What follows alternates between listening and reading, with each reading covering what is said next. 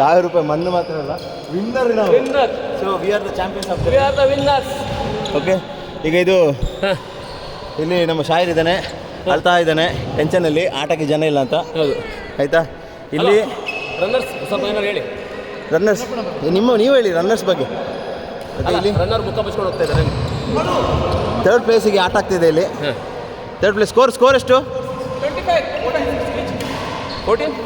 14-16 ಅಂತೆ ಸ್ಕೋರು.